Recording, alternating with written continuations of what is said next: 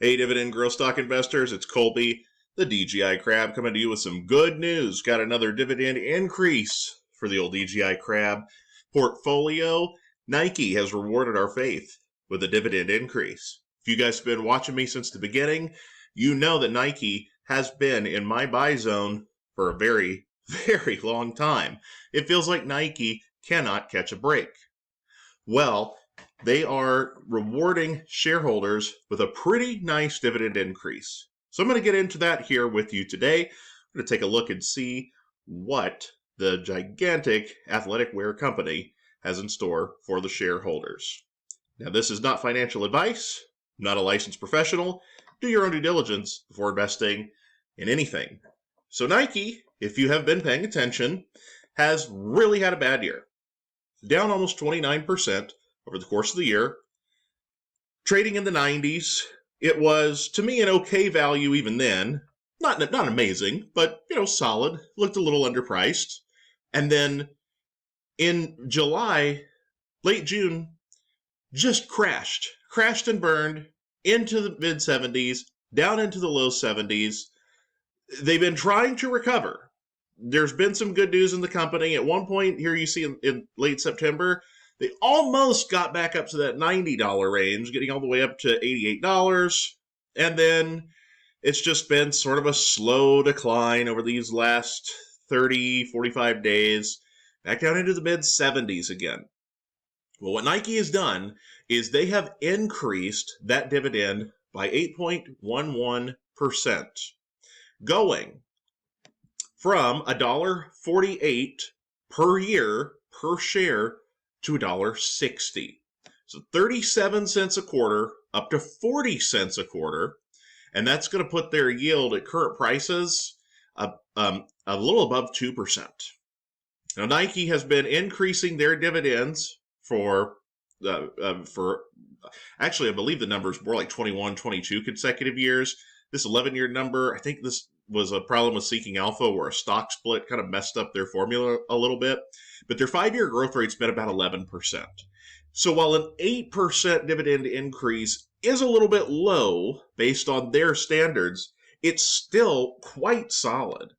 Now, it is in the tier 1 category for me, which is stocks most suited for an 18 to 30-year-old investor. It's more of a compounding income play as opposed to an immediate dividend income play.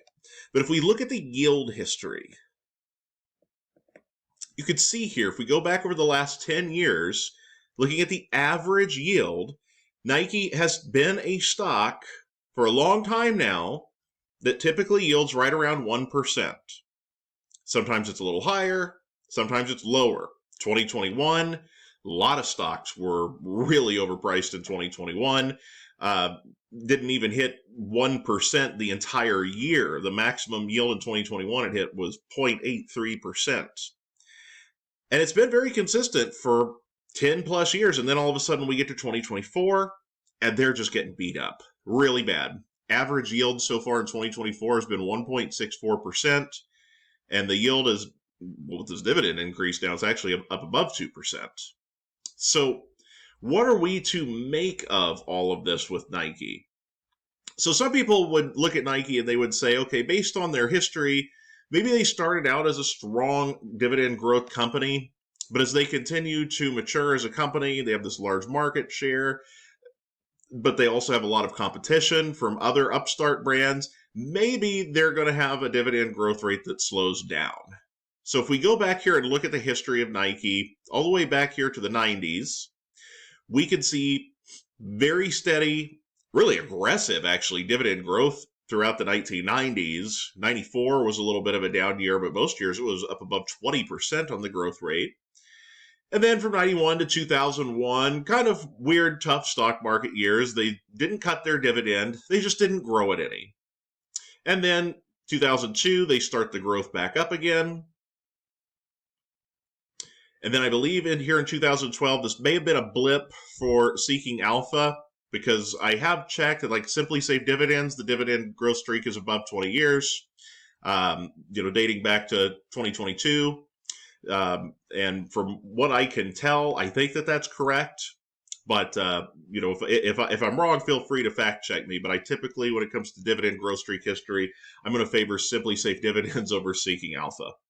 Now, that being said, you look at the growth rate here just over the past 10, 12 years, you could see double-digit dividend growth. And I mean, that's what we were seeing in the 2010s, in the 2000s, up through the 2010s. Double-digit dividend growth rate, year in and year out. And then even going back to 2023 is right there at 10.76%. So this year it's 8.11. So that is less dividend growth, obviously, but it has been yielding higher. So there's been a little bit of a trade-off there. Now, one of my biggest fears with this Nike stock, because it's been just really has just been such a hard year for it, it's been down for months, was that they would come out with a really weak dividend increase, like 5% or less, citing the bad year, maybe wanting to play it conservatively, not get too far over their skis with the dividend payout. And they did do, from what we could tell, it's a little conservative, 8.11%. A little bit less than what I'd like to see for that tier 1 group where I want to get double-digit dividend growth, but certainly not anything that has me particularly concerned at this point in time. It really doesn't. Nike is just such a large player in athletic wear, internationally known brand. It's, that Nike swoosh is recognized all over the world, and there have certainly been peaks and valleys with Nike, just like with any stock.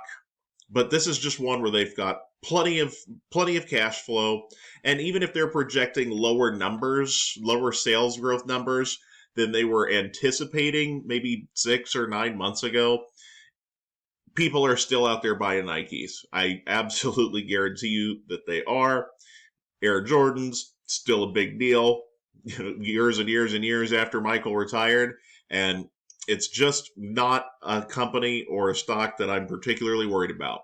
Again, my only concern was maybe this would be a really weak year for their dividend growth, and it just turned out to be a little bit below their average, but certainly still pretty strong. You get an 8% increase to your forward annual dividend income as a Nike shareholder.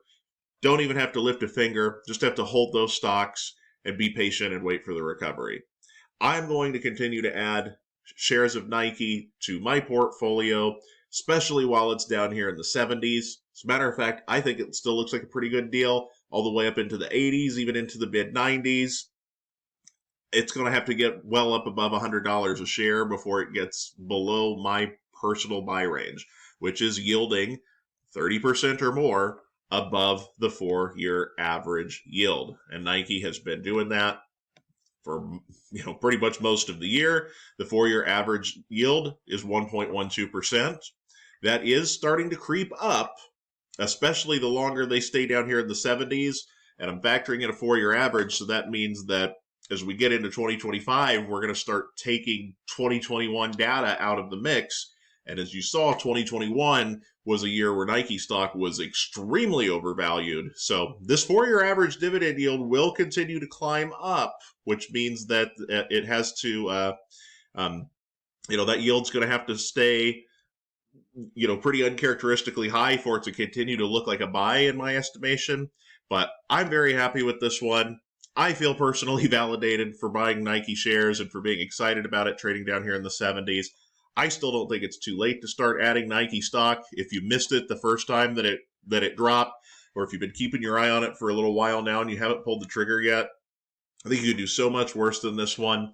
But I wouldn't be adding it if I needed immediate income right now, because even yielding around 2%, if you're up in your 50s, you probably are going to want to get something that is going to give you a lot better starting yield. But 30 and younger especially, great time to add a blue chip company that has international brand recognition. I think it's going to be around for a long time. So that's my thoughts on it, y'all. Colby the DGI Crab here. Email me your questions at dgicrab@yahoo.com. Check the links in the description below to links on a video on each of the 4 tiers where you can see exactly how I picked out each of the 60 stocks that this channel focuses on, including Nike there in the tier 1. Thank you so much for tuning in. I'll see you next time.